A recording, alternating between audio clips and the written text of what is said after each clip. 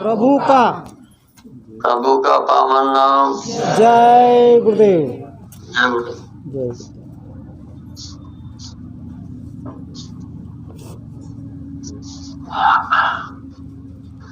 सत्संगियों प्रेमियों,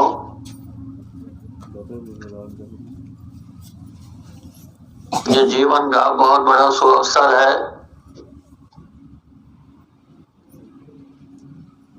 हम सबको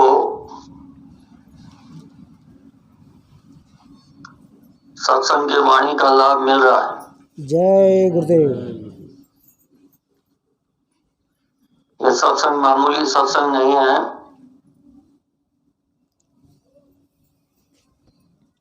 क्योंकि सत्संग में केवल प्रवचन होते हैं। यहाँ सत्संग के अंदर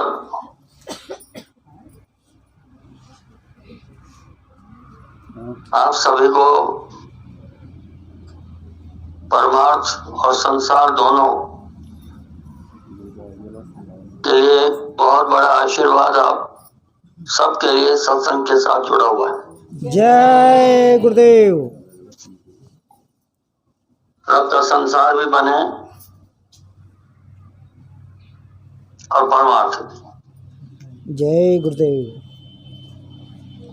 बहुत युगों युगों में ये स्थिति ऐसी पैदा होती है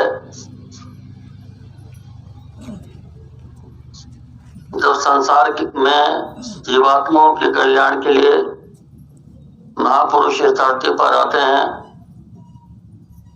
और बहुत बड़ा संकल्प लेकर उस सत्पुरुष से इजाजत लेकर जीवों के कल्याण के लिए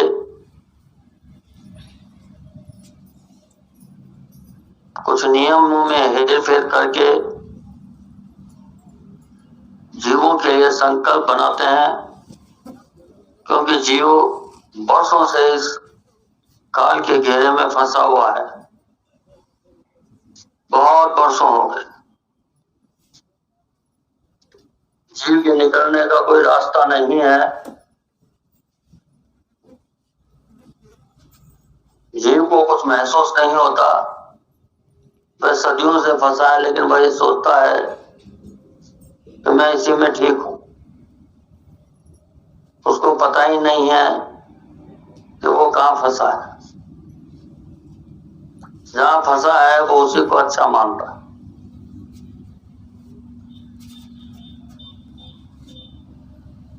जैसे कोई आदमी है, उसे शरीर पर कपड़े नहीं, खाने को अन्न नहीं, कठोर जीवन हमेशा दिया जाए। 2-3 दिन में एक बार खाना दिया जाए और हमेशा ऐसा ही जीना पड़े गुलामी के जीवन में। और फिर अचानक से राजा मेहरबान हो जाए और वो ये कहने लगे कि देखो, तुम्हारी गुलामी की ये बेड़ियां पांव से हटा लो, मैं तुम्हें आज खुले में घूमने की इजाजत देता हूं, खाना भी तुम्हें रोज मिलेगा। तो फिर जीव ये समझेगा कि अब मुझे कहीं नहीं जाना, मुझे यहीं रहना। उसे ये पता ही नहीं कि यह तो एक कैद खाना थोड़ा सा बदला गया है, तो कैद खाना है। पहले बेड़ियां बांध करके और गुलामी का जीवन जो लोग युद्ध के अंदर लोगों को जीत करके ले आते थे, पहले के राजाओं के युद्ध होते थे बहुत जबरदस्त। और युद्ध में जब जीत जाते थे तो वहां की जनता को, वहां के लोगों को, सैनिकों को, सबको गुलाम बना लेते थे। उन गुलामों से बहुत भारी सेवा, बहुत भारी मेहनत कराई जाती थी। चैन से बांध दिया जाता था, एक टाइम खाना दिया जाता था, वो भी अच्छा नहीं। ऐसी जबरदस्त दास प्रथा थी, लेकिन जीव के पास निकलने का वहां भी कोई रास्ता नहीं था लोगों के पास, और कुछ समय में वो उसी को अपना भाग्य समझ लेते थे। जब कभी कोई दया हो जाती, कोई उनका अधिकारी सैनिक बदल जाता और वो थोड़ा सा भी मेहरबान हो जाता, तो सोचते भाई ये बहुत अच्छा है, उसके गुणगान गाने लगते। ऐसी दास प्रथा जीते जीते इंसान को ये पता ही नहीं कि इसके अलावा भी जीवन है। बुद्धि वैसी हो जाती है। ऐसे ही इंसान की हालत है कि काल भगवान के इस काल के घेरे में बरसों सदियों बीत गए, जन्म बीत गए, तो हमारी ऐसी आदत हो गई कि हमको ये बेड़ियां जो बंधी हुई हैं हमारे पांव में कर्मों की,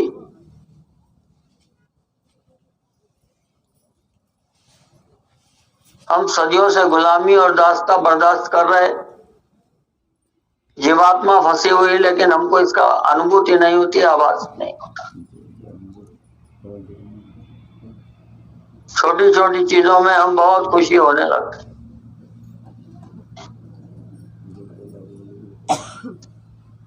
एक बार नारद जी बैठे थे विष्णु भगवान के पास।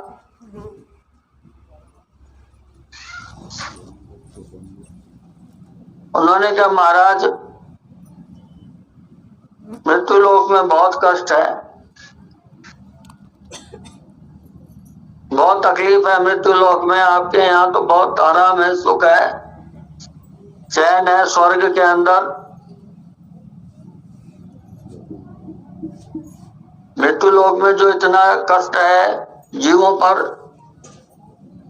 तो आप उन सबको स्वर्ग क्यों नहीं दे देते? विष्णु भगवान ने कहा नारद, मैं तो सबको स्वर्ग दे दूंगा, लेकिन वो आना ही नहीं चाहता। विष्णु भगवान को ये बात जमी नहीं। उन्होंने कहा महाराज, ऐसा कैसे हो सकता है? आप स्वर्ग दें और कोई आना नहीं चाहे, ऐसा कैसे हो सकता है? उन्होंने कहा जाओ जाकर के मृत्यु लोक में पूछो, कोई आना चाहता है क्या? गए नारद जी मृत्यु लोक के अंदर। किसी घर में घुसे और उन्होंने पूछा, एक सबसे बढ़िया एक खाट के ऊपर एक बुढ़िया लेटी हुई थी। उन्होंने कहा कि देखा? उन्होंने कहा भाई इसकी तो उम्र हो गई है, उसको तो अब मरना ही है, इतनी उम्र हो गई, अब मान लो 10-5 साल और जी लेगी ज्यादा से ज्यादा, फिर क्या होगा? तो ये तो चल ही चलेगी अपने साथ। उससे पूछा भाई, बताया उसको कि स्वर्ग में इतने सुख है, स्वर्ग में ऐसा है, स्वर्ग बहुत अच्छा है, कोई दुख नहीं, शरीर का कष्ट नहीं, कोई तकलीफ नहीं, शरीर में बीमारियां नहीं, खाने पीने में कोई तकलीफ नहीं। उससे जाके पूछा कि भाई तुम स्वर्ग को जानती हो? उसको बताया कि क्या है स्वर्ग। बुढ़िया बहुत खुशी हुई, बोले महाराज ये तो आप बहुत अच्छी बात सुना रहे, ऐसा है स्वर्ग? बोले हाँ। बोले अच्छा तो बताओ, चलोगी मेरे साथ, मैं तुम्हें स्वर्ग ले चलता हूं।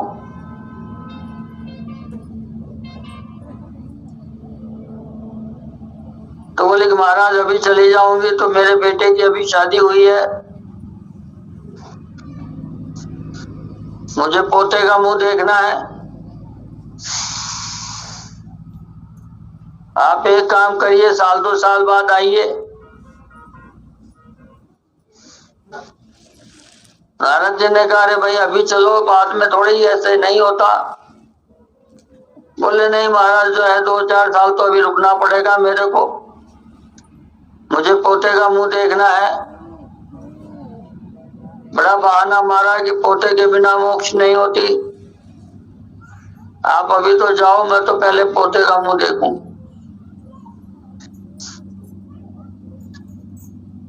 चले गए नारद जी। दूसरे घर में गए, तीसरे घर में गए, चौथे घर में गए। गांव में पूछते रहे, अरे भाई कोई तो चलने को तैयार होगा। कोई बीमार से पूछा तो भी वो कहता है महाराज आप इतना जब सब जानते हो तो मुझे वहां क्यों ले जा रहे हो, बीमारी ही ठीक कर दो, मैं यहीं आराम से चलूंगा, यही मेरे लिए स्वर्ग हो जाएगा। अरे तो तुम वहां ले चल, वहां चल। चल नहीं वहां नहीं जाऊंगा, आप बीमारी ठीक कर दो।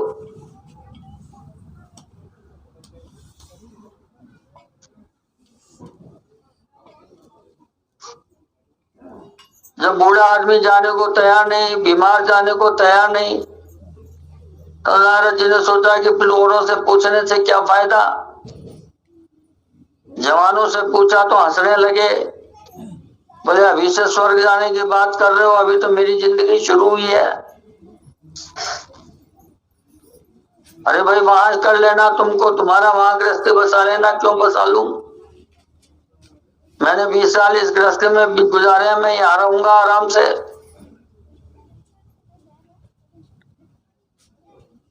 कोई तैयार नहीं हुआ जाने के। अमीर से पूछा, गरीब से पूछा, सबसे पूछा तो मरने को तो कोई तैयार ही नहीं, क्योंकि स्वर्ग जाने के लिए ये तो छोड़ना पड़ेगा ना, तभी तो जाओगे। पर सवाल ये छोड़ने को तैयार नहीं, तो जाएं कैसे। यहीं पर स्वर्ग को ला दो, स्वर्ग में नहीं जाएंगे, स्वर्ग को यहाँ ला दो। हम अपनी जगह नहीं छोड़ेंगे, सब चीजें सब सुविधा यहीं पर ला दो। ऐसा इंसान की इच्छा। नारद जी ने सोचा कि ये ऐसे कोई बात नहीं समझ आती। उन्होंने देखा गांव के बाहर गंदगी में सुअर पड़े थे, गंदगी में लौट रहे थे। उन्होंने सोचा कि देखो इस सुअर को गंदगी खाता है, उसी में पड़ा रहता है, इससे ज्यादा क्या नरक होगा। बोले कितना पीड़ा है, कितनी तकलीफ है। इस सुअर से पूछते हैं भाई तू चलेगा क्या। सुअर को बुद्धि दी, सुअर को बात समझने और बोलने की क्षमता दी। बोले सुअर से बोले अरे भाई तू तो बहुत तकलीफ में, हमारा बहुत तकलीफ है, कभी खाना मिलता है कभी नहीं मिलता है, जिसमें तो वो गंदगी खाता है लेकिन उसके बाद भी इतना बढ़िया बोल रहा। कभी कभी महाराज ये इंसान उठा के ले जाता है, मुझे काट के खा जाते हैं कुछ इंसान, बहुत तकलीफ है यहाँ पर। जब उसकी सारी तकलीफ सुन ली तो नारद जी ने कहा एक रास्ता बताऊं कि सारी तकलीफ ही दूर हो जाए। बोले महाराज जल्दी बताओ। तो बोले मेरे उसको स्वर्ग का सारा सुनाया दृष्टांत कि ऐसा स्वर्ग है। तो बोले महाराज ये तो बहुत अच्छी जगह है। तो बोले तुम चलो मेरे साथ, चलोगे। तो बोले बिल्कुल चलूंगा महाराज। चलो नारद जी ने सोचा कोई तो तैयार हुआ मेरी बात मानने को। तो बोला कि जो है वहां वो सुअर के साथ उसके सुअर के बच्चे, उसकी सुअर की पत्नी बोले महाराज इनको भी तो लेके चलो, उसके इनके बिना मैं क्या करूंगा, वहां कैसे रहूंगा। नारद जी परेशान। फिर सोचा चलो इसकी बात मानता हूं। अच्छा चलो, बोले तुम्हारा पूरा परिवार ही मैं ले चलता हूं। तो तैयार हो गया। बोले ठीक है महाराज चलो। अब जब नारद जी ने कहा कि देखो शरीर छोड़ो, ये मैं बताऊं जैसे उपाय करना, तो तुरंत चुप हो गया। महाराज क्या कर रहे हो? तो बोले अरे भाई उधर चलना है ना। तो बोले महाराज एक बात बताओ। क्या? बोले वहां पर ये जो बिष्ठा, ये जो गंदगी है जिसको वो सुअर खाता है, मनुष्यों का पाखाना। तो बोले एक बात बताओ, आपने कहा वहां मनुष्य नहीं है, वहां तो देवता रहते। बोले हाँ। तो बोले महाराज फिर वहां पर ये गंदगी, ये पैखाना मिलेगा कि नहीं मिलेगा? अरे बोले बेवकूफ, इसका क्या काम? तो बोले महाराज जब ये नहीं मिलेगा तो मैं खाऊंगा क्या? मैं तो नहीं जाऊंगा। अरे बोले मूर्ख, जब तू वहां जाएगा तो इसकी जरूरत नहीं है। बोले नहीं महाराज आप बेवकूफ बना रहे, मुझे तो जाना ही नहीं। अगर जान मेरे को ले जाना चाहते हो तो ये गंदगी भी वहां पर लेके चलो। नारद जी बहुत परेशान गए विष्णु भगवान के पास। अरे बोले नारद क्या हुआ? बोले महाराज यहाँ तो आने को कोई तैयार नहीं। बोले मैंने बहुत बीमार आदमियों से पूछा, बूढ़े आदमियों से पूछा, जिनकी हालत खराब थी उनसे भी पूछा। वो कहते हैं जब आप में ताकत है तो हमको ठीक ही कर दो, ले जाने की क्या जरूरत। सुअर से पूछा, वो कहता है इस गंदगी को भी साथ लेके चलो। तो विष्णु भगवान हंसने लगे। बोले यही तो बात है नारद, स्वर्ग का सुख सब पाते हैं लेकिन अपनी गंदगी को कोई छोड़ना नहीं चाहता।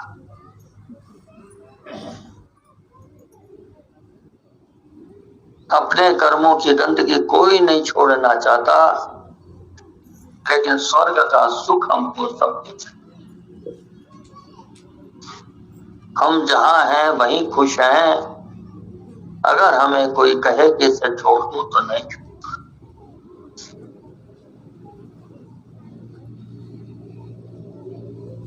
हमें सभी तरह के भोग और सुख चाहिए, लेकिन हमें कोई जरा सा त्याग करने को कहे तो वो हमसे नहीं होता।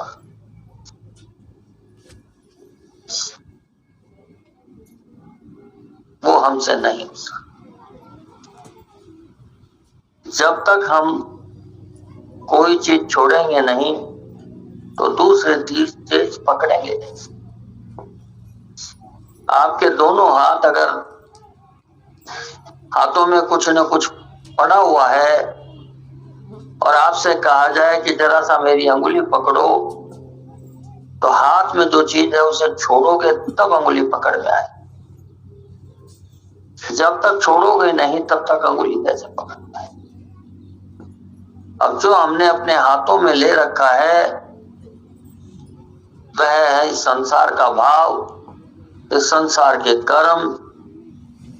उनको हम छोड़ना नहीं चाहते, तो आप अंगुली कैसे पकड़ोगे? आपको कुछ और दिया जाएगा तो वो कैसे पकड़ोगे? त्याग के अंदर ही सब कुछ समाया हुआ है। जब आप एक चीज छोड़ोगे तो दूसरी चीज मिलेगी। इंसान का भाव इतना जबरदस्त है, जिसको छोटी छोटी चीजों में राजनीति करने की आदत हो गई। अगर उसको कह दो कि भाई तुम ये जरा सा ये काम करना बंद कर दो, मैं तुम्हें इतनी बड़ी चीज दूंगा, तो वो कहेगा कि इस इतनी बड़ी चीज के अंदर क्या छुपा हुआ है, तुम्हारा क्या स्वार्थ है ये बताओ पहले। तुम मुझे क्यों देना चाहते हो? तुम्हारा इसमें भी कोई स्वार्थ होगा। वो ये नहीं कहेगा कि लो मैं छोड़ता हूं, हाँ दो। वो ये कहेगा कि इसमें भी तुम्हारा कुछ स्वार्थ होगा। ये मनुष्य की बुद्धि है।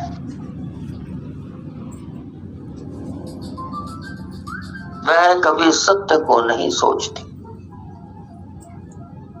ये बुद्धि हमको वर्षों से कर्मों के कारण हमारी ऐसी बुद्धि बन गई।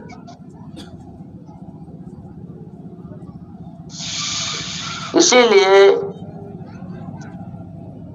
न स्वर्ग मिलता है न वैकुंठ मिलता है। 4 खान 84 लाख योनियों में जीव बार बार भटकता रहता है, क्योंकि वह भी अंदर में जो ईश्वर है वह क्रोध में है। अंदर के यमराज सब बैठा दिए कि कुछ नहीं सुनना इस जीव की, कर्म करे और इसको यहाँ काटो, यहाँ जलाओ, ये करो। जब ये तड़प जाएगा तब समझ बैठेगी इसको कि ईश्वर की दया क्या होती है। जय गुरुदेव। तो उन्होंने तो पूरा का पूरा मसाला ऐसा ही बना करके तैयार किया।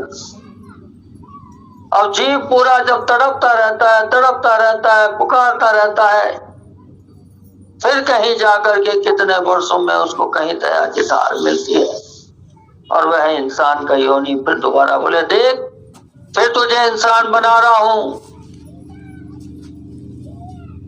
अब की बार जाए तो फिर सोचना। बड़े भाग्यमान उस तन पावा, सुर दुर्लभ सब ग्रंथन गावा। इसलिए कहा है बड़े भाग्य से मनुष्य देह मिली है। जो महापुरुषों ने तीसरी आंख खोली, उन्होंने इस रचना को देखा और उन्होंने सब बयान किया, आपकी आंखों के सामने बोला, बताया। कहां फुर्सत है लेकिन इंसान सब अपने अपने कामों में मस्त है। आप इस धरती के ऊपर ही जरा सा अगर एक पूरी धरती पर राउंड लगा लो, आपको पता लग जाए कि इंसान कहां कहां क्या क्या है। आपको मालूम ही नहीं कितनी कौम है, कितनी तरह की संस्कृतियां, कितनी जातियां, कितनी प्रथाएं अलग अलग।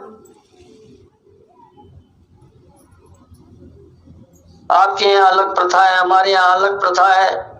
आदिवासियों में चले जाओ अलग प्रथा है, अमेरिका में अलग प्रथा, वहीं जंगलों में चले जाओगे तो वहां अलग प्रथा। इंसान जी रहा फिर भी जी रहा। आजकल तो डिस्कवरी चैनल है, यूट्यूब है, आजकल तो बहुत सी चीजें पता लगने लगी लोगों। कभी देखोगे आप हैरान हो जाओगे कि लोग आज के युग के अंदर भी, जहां इतना युग बढ़ गया, तब भी ऐसे ऐसे लोग हैं आदिवासी इलाकों में जहां नंगे रहते हैं, बदन पे कपड़ा नहीं, पेड़ की छाल बांध लेते हैं, अभी भी ऐसे ही रहते हैं। अभी भी तीर कमान से शिकार करते हैं। खेती करनी आती नहीं, सुबह निकलते हैं कोई जानवर की शिकार करने के लिए। जानवर मिल गया रात को वही खाएंगे, सोएंगे, नहीं मिला तो नहीं खाएंगे। बड़ी विचित्र बात। आज भी ऐसी स्थितियां हैं, ऐसी जगह है आज के युग में भी, जहां आप सब कुछ देख रहे हो, आप पढ़ते हो, सुबह से कपड़े पहनते हो। आपने कभी देखा, आपने सोचा कभी कि आज के युग में भी ऐसी स्थितियां हैं?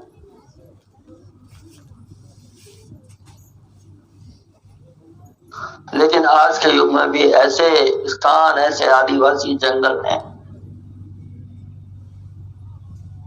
जहां इंसान पुराने समय के अनुसार आज भी जीता है।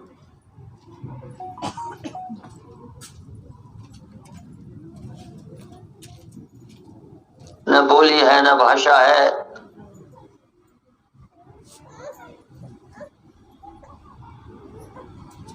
बदन पे कोई कपड़ा नहीं, ऐसे रहते हैं।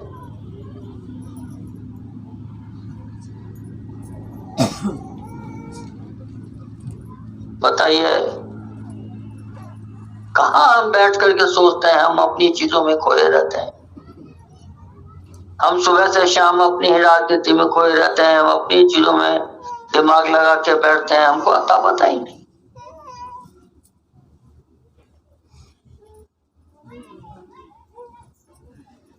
तो गुरु कहता है, तू मान वचनिक मेरा, तेरे भले की कहूं। जय गुरुदेव। आपको होश दिलाने के लिए भैया